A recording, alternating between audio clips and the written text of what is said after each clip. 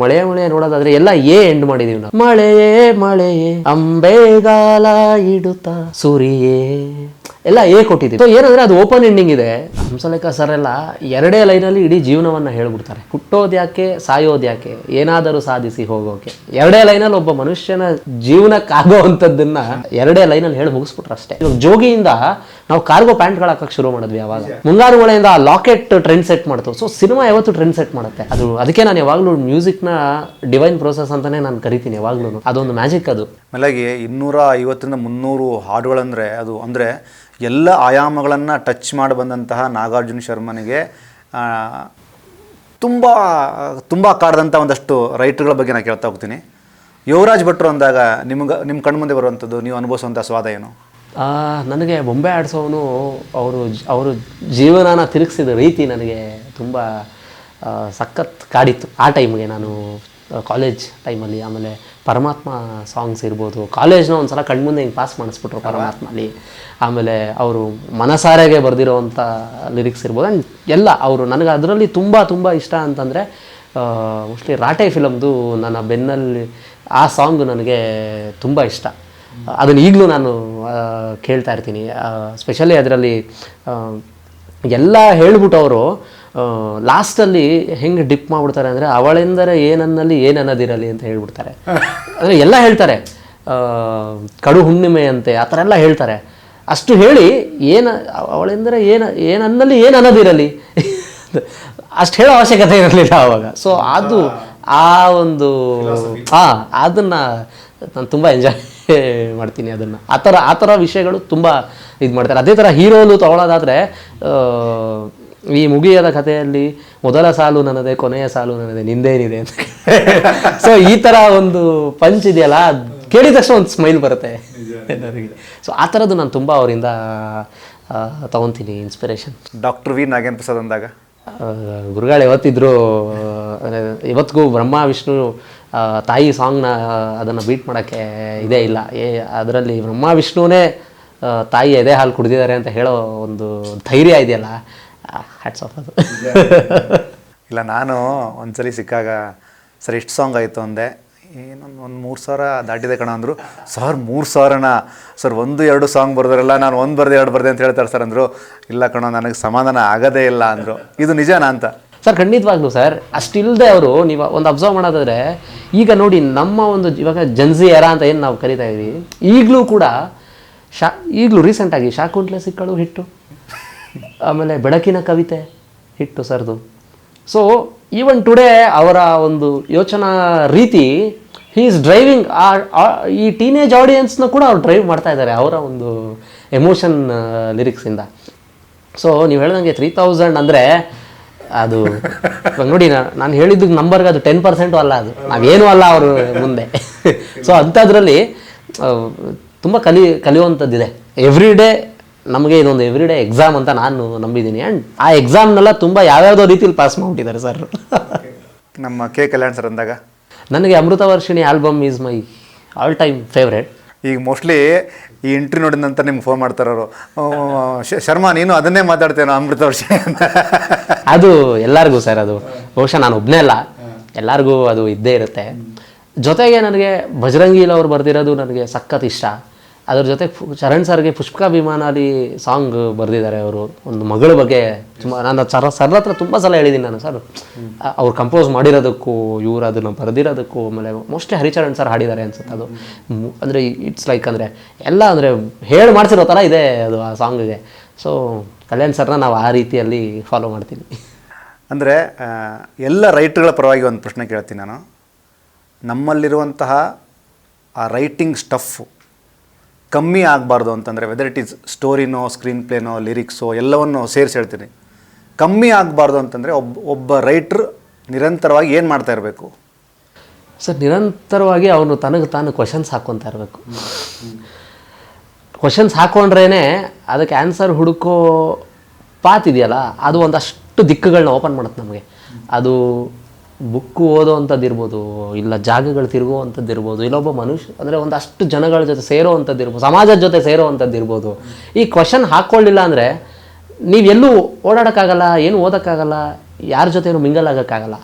So ಯಾವಾಗ ನಿಮ್ಮ ಜೊತೆ ನೀವು ಆ ಕ್ವಶನ್ಸ್ ಹಾಕ್ಕೊತೀರಾ ಆಗ ಇದೆಷ್ಟು ಓಪನ್ ಆಗುತ್ತೆ.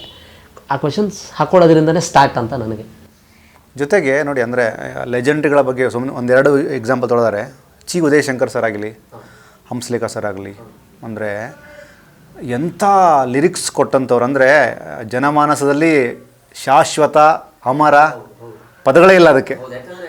ಹಂಸಲೇಖ ಸರ್ ಎಲ್ಲ ಎರಡೇ ಲೈನಲ್ಲಿ ಇಡೀ ಜೀವನವನ್ನು ಹೇಳ್ಬಿಡ್ತಾರೆ. ಅದಕ್ಕೊಂದು ಎಕ್ಸಾಂಪಲ್ ಯಾವುದು ಅಂದರೆ ನನಗೆ ಈಗಲೂ ಕಾಡೋವಂಥದ್ದು, ಸರ್ನ ಅಂದರೆ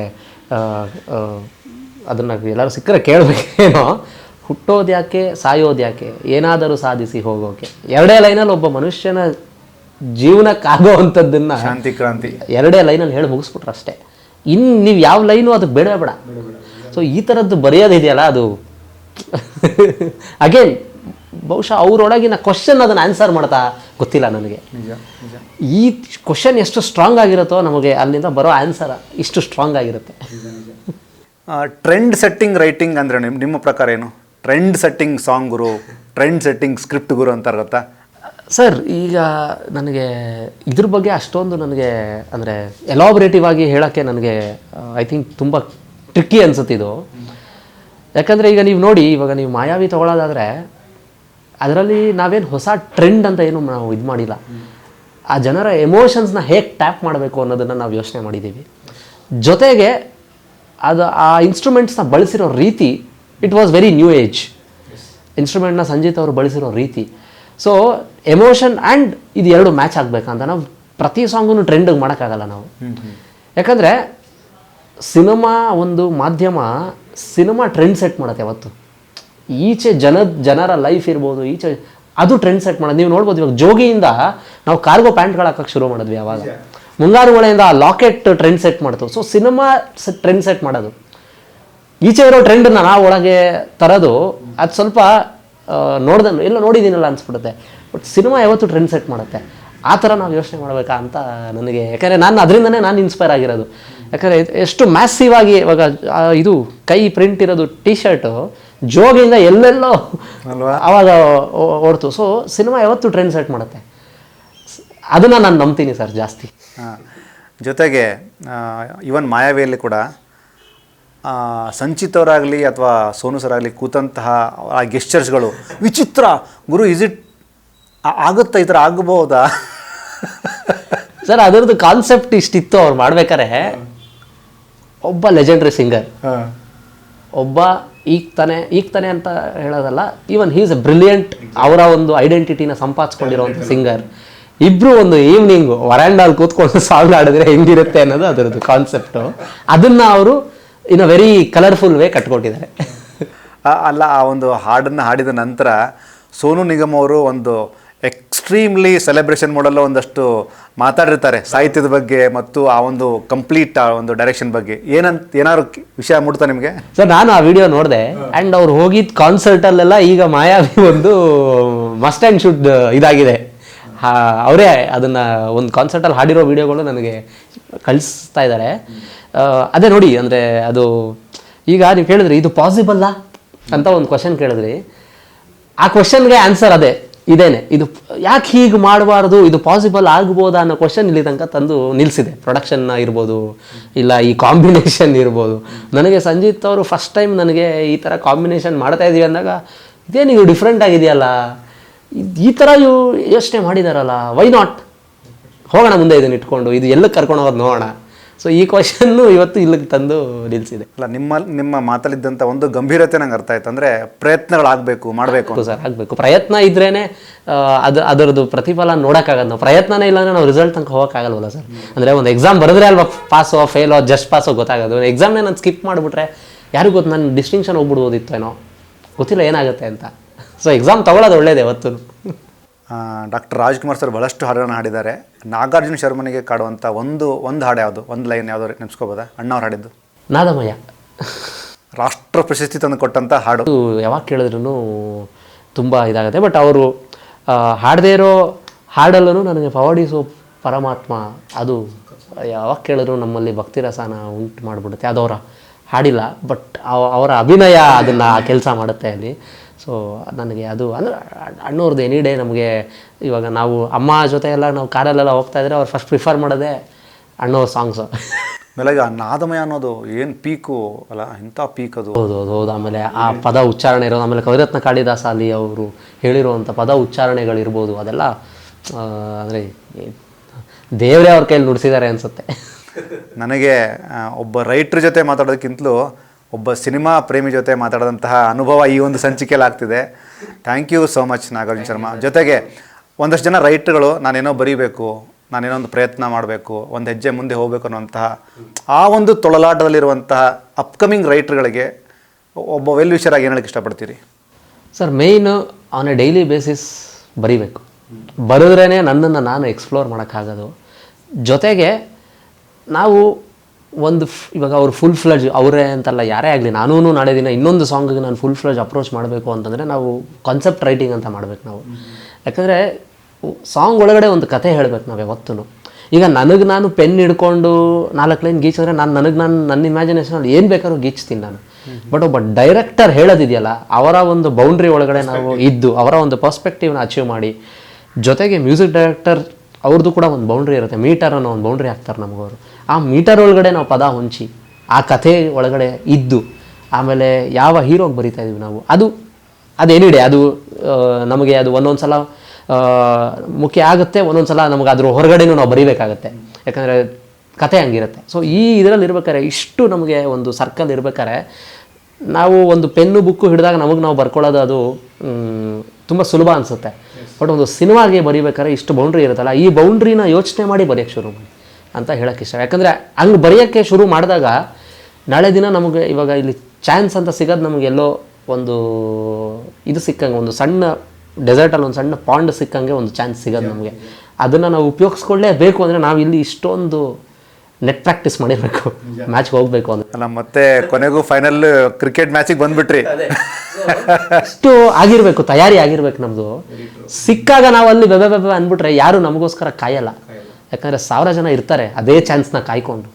ಸೊ ನಾವು ಗ್ರ್ಯಾಬ್ ಮಾಡಬೇಕು ಅಂದರೆ ಇಷ್ಟು ರೆಡಿ ಆಗಬೇಕು, ಇಲ್ಲ ಪ್ರಯತ್ನ ಏನು ದಕ್ಕಲ್ಲ ನಮಗೆ ಅದರಿಂದ. ಎಸ್, ಭಾಳ ಅಂದರೆ ಕನ್ಕ್ಲೂಷನ್ ತುಂಬ ಚೆನ್ನಾಗಿತ್ತು. ಅಂದರೆ ನಿರಂತರವಾದ ಪ್ರಕ್ರಿಯೆಗಳು ಆಗ್ತಿರಬೇಕು, ಬರೀತಾ ಇರಬೇಕು. ಮುಂದೊಂದು ದಿನ ನಿನ್ನದೇ ಆದಂಥ ಒಂದು ದಿನ ಸಿಕ್ಕಾಗ ಆ ಎಲ್ಲ ಬರವಣಿಗೆಗೂ ನಿನಗೊಂದು ಫಲಿತಾಂಶ ಸಿಗುತ್ತೆ. ಪೇಷನ್ಸ್ ಅನ್ನೋದು ಇರಬೇಕು, ಅದಕ್ಕೆ ಪ್ರಯತ್ನಗಳು, ನಮ್ಮ ಪ್ರಯತ್ನವೂ ನಡೀತಾ ಇರುತ್ತೆ. Yes, thank you so much brother, thank you so much. ಇನ್ನು ಮುಂದಿನ ದಿನಗಳಲ್ಲಿ ನಾಗಾರ್ಜುನ ಶರ್ಮಾ ಇಲ್ಲಿ ತನಕ ಮಾಡದಿರುವಂತಹ ಸಾಧನೆಯನ್ನು ಸರಸ್ವತಿ ಮಾತೆ ನಿಮ್ಮಲ್ಲಿದ್ದು ಮಾಡಿಸ್ಲಿ ಅಂತ ಕನ್ನಡ ಪಿಕ್ಚರ್ ತುಂಬ ಒಳ್ಳೆ ಮನಸ್ಸಲ್ಲಿ ಕೇಳುತ್ತೆ. Thank you so much. ಧನ್ಯವಾದಗಳು ಸರ್. ನಾನು ಕನ್ನಡ ಪಿಕ್ಚರ್ ಜೊತೆ ಜರ್ನಿ ನಂದು ತುಂಬ ಸ್ಪೆಷಲ್ ಆಗಿದೆ. ನೀವೆಲ್ಲಿ ಸಿಕ್ಕಿದ್ರು ಅಷ್ಟೇ ಪ್ರೀತಿಯಿಂದ ಮಾತಾಡಿಸ್ತೀರಾ. ಆ್ಯಂಡ್ ಪ್ರವೀಣ್ ಸರ್ ಕೂಡ ಭೀಮಾ ಜೊತೆ ಇದ್ದಾಗ ಅವರು ಜರ್ನಿ ಇರ್ಬೋದು, ಆ್ಯಂಡ್ ಸ್ಟಾರ್ಟ್ ಆಗಿದ್ದ ದಿನಗಳಿಂದನೂ ನಾನು ನೋಡಿದ್ದೀನಿ ಸರ್ನ. ಸೊ ಅವತ್ತಿಂದನೂ ಅವರು ಅಷ್ಟೇ ಒಂದು ಸಪೋರ್ಟಿಂದ ಹಿಡಿದು ಅಷ್ಟೇ ಒಳ್ಳೆಯ ಮಾತುಗಳನ್ನ ಆಡ್ಕೊಂಡು ಬಂದಿದ್ದಾರೆ. ಎಸ್, ನನಗೆ thank you for giving me this power. Thank you sir. ಇದಿಷ್ಟು ನಾಗಾರ್ಜುನ ಶರ್ಮಾ ಅವರ ಮಾತು. ಅಂದರೆ ಬರವಣಿಗೆ ನಿರಂತರವಾಗಿರಲಿ, ಪ್ರಕ್ರಿಯೆಗಳು ನಡೀತಾ ಇರಲಿ, ಒಂದು ದಿನ ನಮ್ಮದೇ ಆದಂತಹ ದಿನವನ್ನು ನಾವು ಸೃಷ್ಟಿಸಿಕೊಳ್ಳಬಹುದು ಅನ್ನುವಂತಹ ಮಾತಿನೊಂದಿಗೆ ಈ ಒಂದು ಸಂಚಿಕೆ ಮುಗಿಸ್ತೀನಿ. ಇದು ಆಗಿತ್ತು ಕನ್ನಡ ಪಿಕ್ಚರ್ನ writers special. Thank you so much.